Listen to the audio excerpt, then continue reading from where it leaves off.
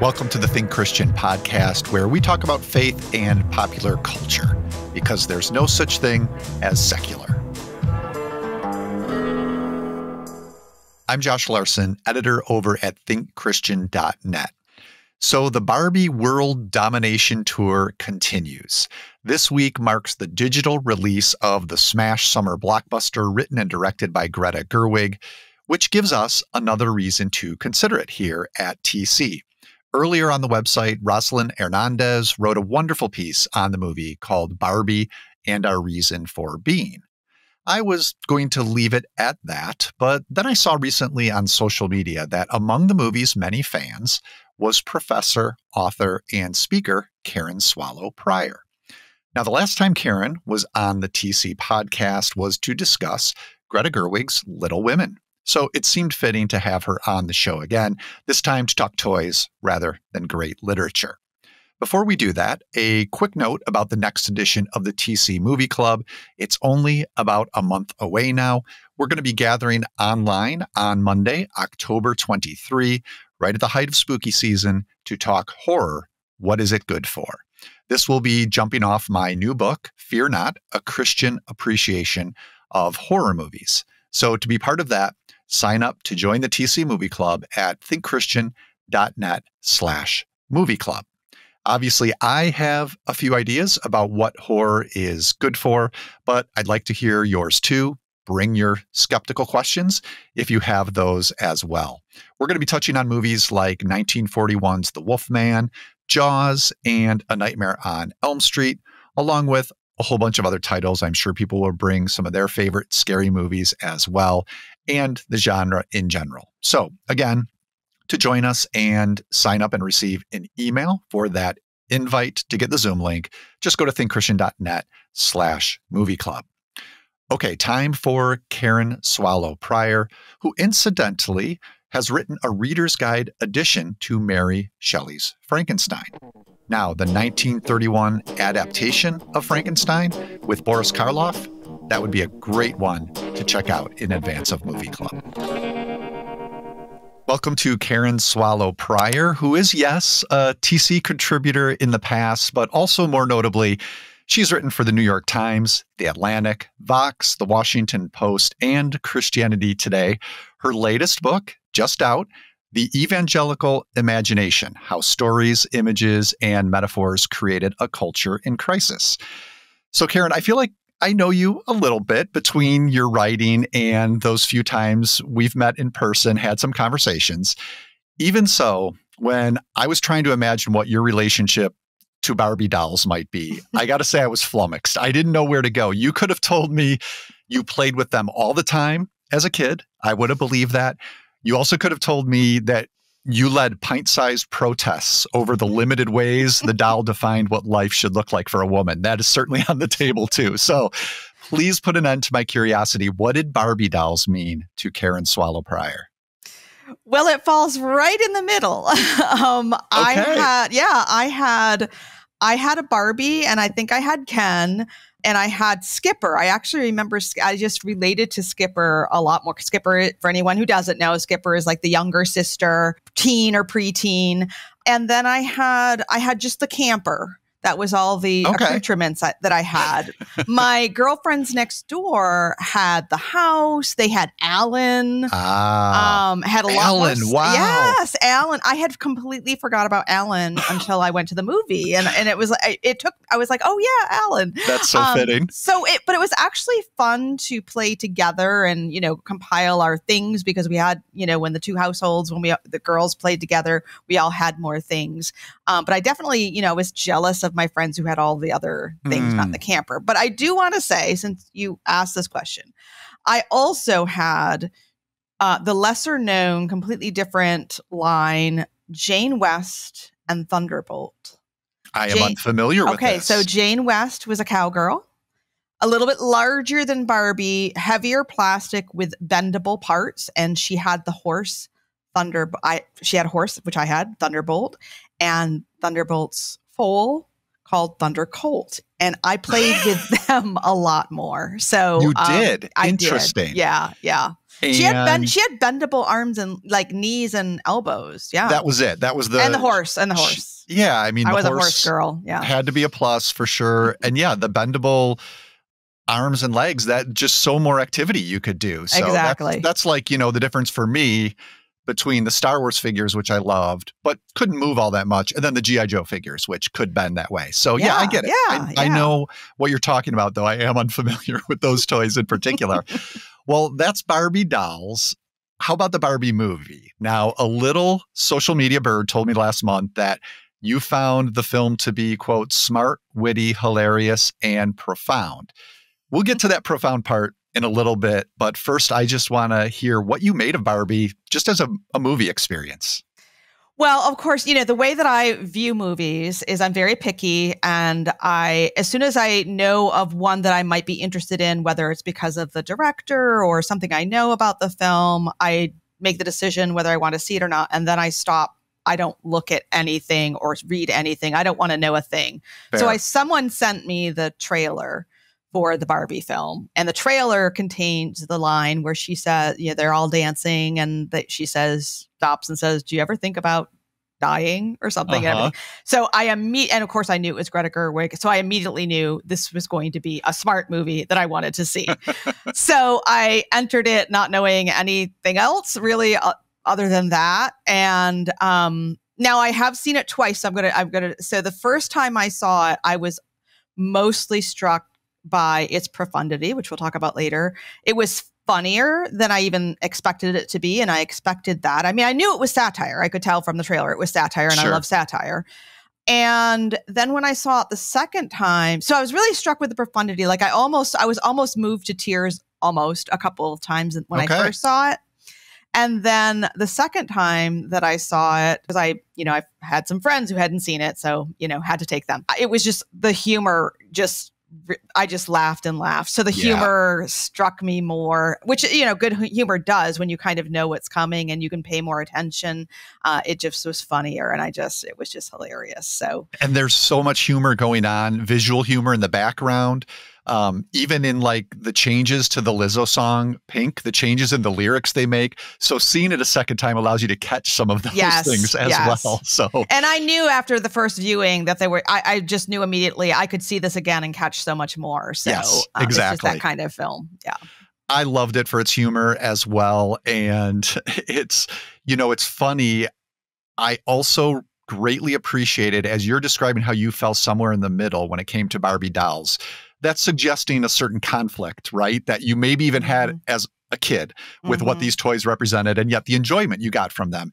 And I feel like that was the tension that the movie was interested in exploring. That's what I appreciated about it, is not having played with the dolls as a kid.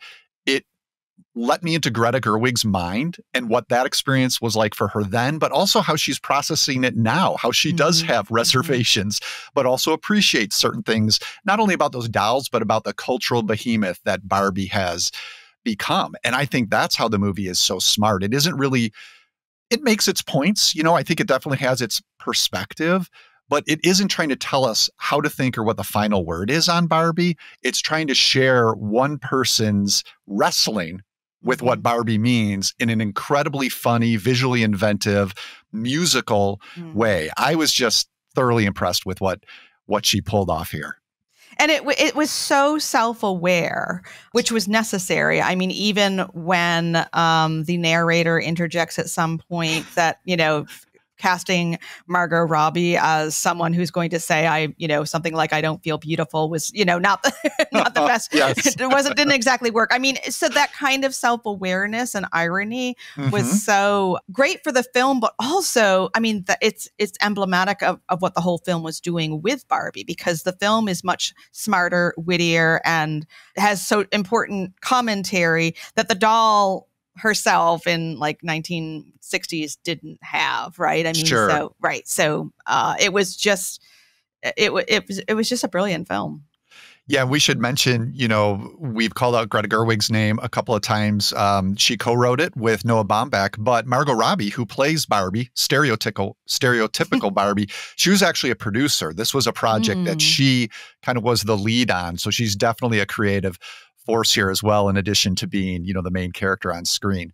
So I wanted to bring your book into this, Karen, a little bit. As I mentioned, the new book is called The Evangelical Imagination: How Stories, Images, and Metaphors Created a Culture in Crisis.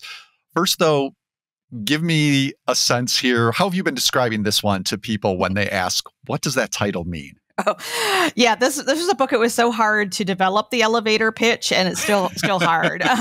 So it's basically it's a book that covers the 300 years of evangelical history, which began in 18th century England, and applies Charles Taylor's concept of the social imaginary to the movement, and so I examine a number of the stories, images, myths, legends, ideas, concepts that I find central to this 300-year history, and kind of talk about their origins and their good and their bad. And again, keeping in mind that in Taylor's conception of the social imaginary, these are not necessarily things that are cognitive or that we're thinking about. So it's very different from worldview, which, a lot of Christian writers and thinkers talk about, and I write about a lot. But the social imaginary is more like underneath the surface, the kinds of visions for the good life, or how we expect things to go, how they play out and shape us. And I mean, we're talking, Barbie is and I know that's where you're going to go next, but Barbie is a perfect example of an ingredient in our modern American social imaginary. Yeah, absolutely. And I do want to go there next. And I wanted to share a little bit from the introduction here, which was this invitation to readers you make. I just loved. So you wrote, look for the images, metaphors, and stories that fill your own imagination, your community's social imaginary, and your own cultural experience. Weigh them against the eternal word of God. Weigh them against the truth, justice, and mercy to which he calls all his people. So I like that because that's not a bad way to describe what we hope to do here at Think Christian when it comes to pop culture, which leads me to ask you kind of what you were suggesting there. When you weigh Barbie in this manner, in that context of that invitation, what do you find? Either Barbie, maybe Barbie, particularly the movie. Let's stick to the movie here. Well, yeah, no, I'm glad you clarified that, because I think there are two Barbies to talk about. And this is what the movie does so well, because Barbie, I mean, it's so true. It's cliche, but I'll just say it. Barbie, the doll, obviously sets up some unrealistic expectations for women, and men. It forms our social imaginary in a way that can be harmful. What the film does is it gives some of that story, some of what the creator of the doll and possibly the company, besides wanting to make money, wanted to do but because it's not just Barbie in her physique, but also Barbie in all her roles, the different jobs that Barbie can have, and that gets fleshed out in the film. So I think the film is in a way doing exactly what I'm trying to do, much less successfully and much less spectacularly in the book, is say, here's this cultural artifact.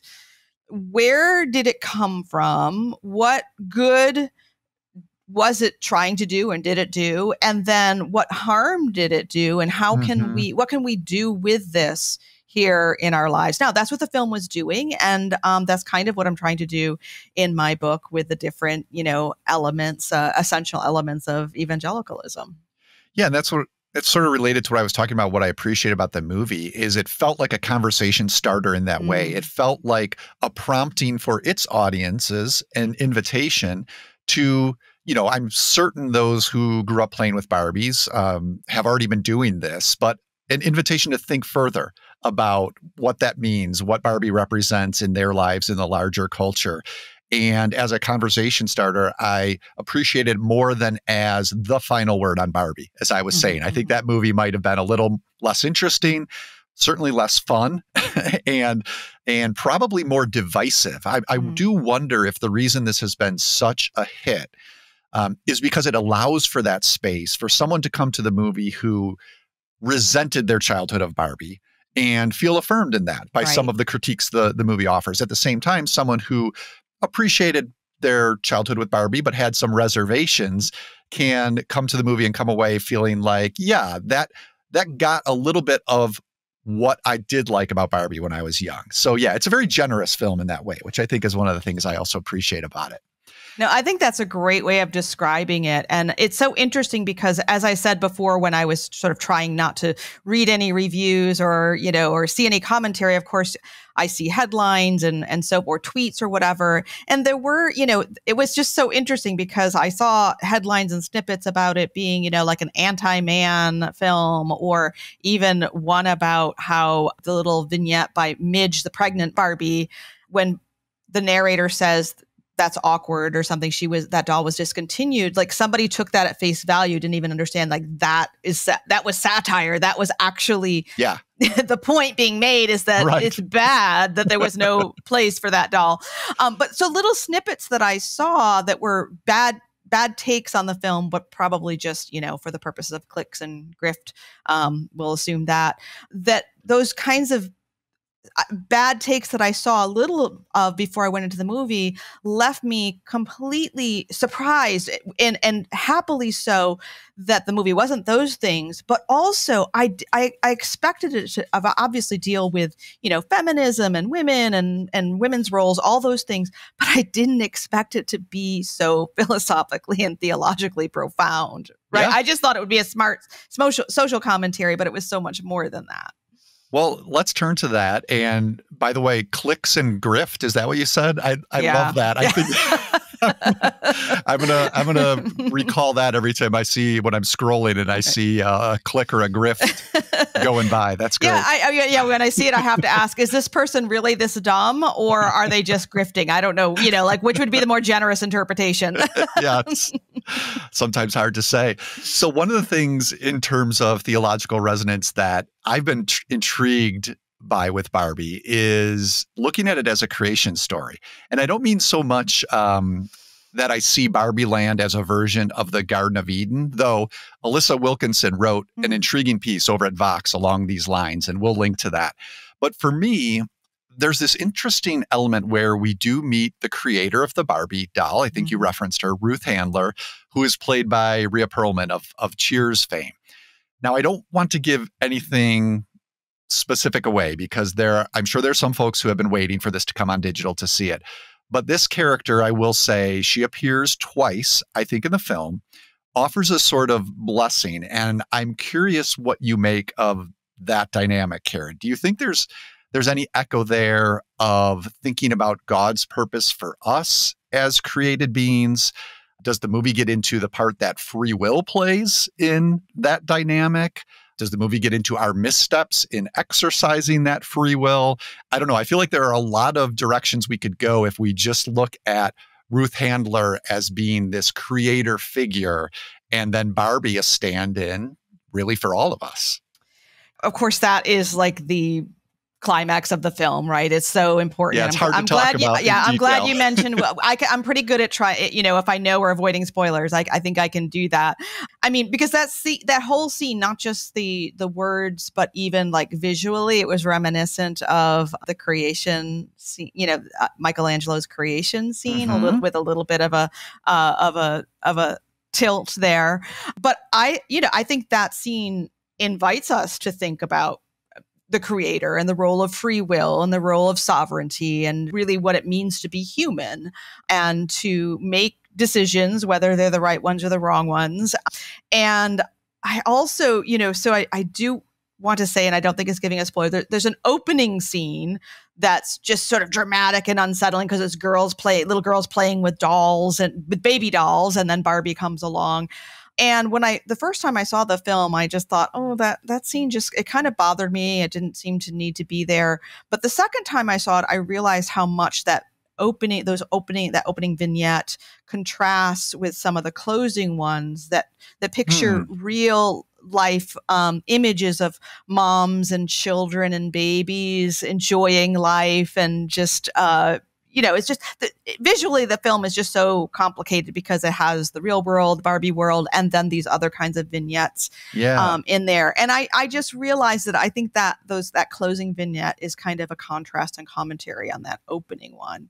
It was so I'll say this for anyone who knows me, I'll say it was a very life-affirming ending and film, and affirming of motherhood and childhood, and really picks up on some things about mother-daughter relationships in that same scene where, Ruth Handler isn't just a creator, but she's also a mother figure. So that's true. Yeah. And I think that's an important distinction. I like the connection you're making between those final images of mothers and girls and the opening, which is, I think it was in the trailer. It was one of the first teaser trailers, actually, this 2001, the Stanley Kubrick film. It's inspired by that, right? A riff on Barbie being this revelation to girls who were stuck beforehand just playing with baby dolls. So they were limited to the roles of mothers, right? Right. And the one argument in Barbie's favor was that it opened up their opportunities for play. Right. They no longer just had to play as mothers. They could be all these other jobs you mentioned. But yeah, there is definitely a deep affection appreciation for the job of motherhood that runs throughout the movie. And I like the connection you make between motherhood and the role of creator. I mean, it's obvious in some ways, but also caretaker comes into play. And we're back to these issues of free will as well, right? When do children, at what age, at what stage, does their free will become so free that it's their will, and you as the parent are stepping back? And I think that's another journey we see Barbie going on in the film. So just an additional layer on top of the one you mentioned earlier as well, where she's contemplating her mortality. I mean, yes, it did not expect Barbie to get into that, but also a thread that has theological resonance with that being something we all have to reckon with as created beings. So thank you for helping me tease out all these layers to Barbie. Was there any detail from the film, any performance or musical number you wanted to highlight before I let you go? Or do you think we pretty much covered it? Well, I think to be fair, we should mention Ryan Gosling. We've talked about all the women, but he was just utterly brilliant in this film. Incredible. The facial expressions, the voice intonations. Again, seeing it the second time, I felt like I could pay more attention to that because I kind of knew the larger sweep of the story. And yeah, Oscars for the whole cast. And I'm glad you mentioned that. Yeah, I think he is one of the first things people talk about when they came out of the movie. And it felt a little strange at first, as you said, to that's what you'd bring up when you're coming out of the Barbie movie. But he is just so incredible. And it is such a comically physical performance, as you suggested. I think about that slide down the hood of the car that he makes at one point. So yeah, Gosling is great in this. Well, seriously, Karen, thanks so much. This was a ton of fun. Karen's new book is The Evangelical Imagination: How Stories, Images, and Metaphors Created a Culture in Crisis. Really had a good time catching up with you. Let's try to do it again sometime before Greta Gerwig's next movie, okay? Let's do it. Thank you, Josh. If you happen to miss that TC post on Barbie I mentioned by Rosalind Hernandez, we'll link to it in the show notes, along with more information about Karen's book. Thanks again to her for joining me. If you have thoughts on Barbie and would like to share them with us, you can find us on social over at the site formerly known as Twitter. We are @ThinkChristian. Same thing for Facebook. Do you prefer email? Well, you can reach us at tcpodcast@thinkchristian.net. Next up on the show, it's going to be an education session for me, as Claude Acho and Abiel Chessie will be catching me up on all things One Piece. Now, this is the manga turned anime turned live action Netflix series that just came out. I am eager to discuss it soon with those two. Also coming up, as I mentioned earlier on the show, the next edition of the TC Movie Club. We're going to be gathering online Monday, October 23, to discuss horror. What is it good for? To be part of that, just sign up at thinkchristian.net/movie club. The TC Podcast is a listener-supported production of Reframe Ministries, a family of programs designed to help you see your whole life reframed by God's gospel story. Visit reframeministries.org for more information. Our audio engineer and post-production supervisor is John Reeder, and Reframe's co-director overseeing content strategy is Robin Basselin. I'm Josh Larson. Thanks so much for listening. Please join me in a couple of weeks when we'll consider how another corner of our pop culture fandom connects with our faith.